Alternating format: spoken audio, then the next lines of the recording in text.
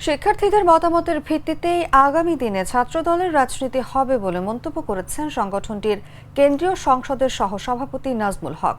সোমবার দুপুরে গাইবান্ধা জেলার বিভিন্ন শিক্ষা প্রতিষ্ঠানের শিক্ষার্থীদের সঙ্গে মত বিনিময় শেষে সাংবাদিকদের একথা বলেন তিনি। নাজমুল হক বলেন, ছাত্র জনতার গণ অভ্যুত্থান পরবর্তী সময়ে বাংলাদেশের ছাত্র রাজনীতিকে যাতে আরও ইতিবাচক ও কল্যাণকর করা যায় সেই লক্ষ্যে ছাত্রদলকে নির্দেশনা দিয়েছেন তারেক রহমান। তিনি সাধারণ শিক্ষার্থীদের সিদ্ধান্তের অংশীদারত্বের ভিত্তিতে ছাত্রদলের রাজনীতি পরিচালিত করতে বলেছেন, যা অতীতেও পরিচালিত হয়েছে।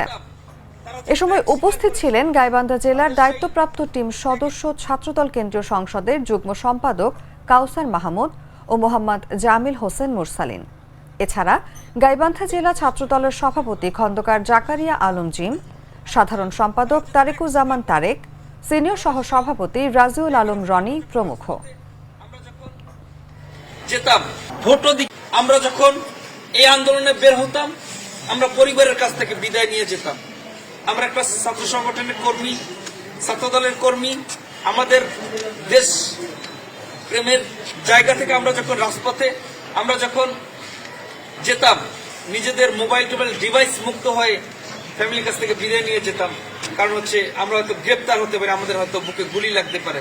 প্রিয় শিক্ষার্থী বন্ধুরা আমার, তোমাদের মতো আমাদের মতো মানুষ যখনই সচেতন ছিল বিধায়, শিক্ষার্থীরা সচেতন ছিল বিধায় এই বাংলাদেশ ফ্যাসিস্ট মুক্ত হয়েছে।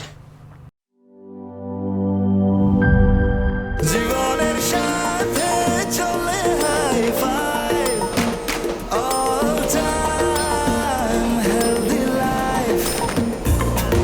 জার্নিতে স্বাস্থ্যকর all time family cake, all time healthy life.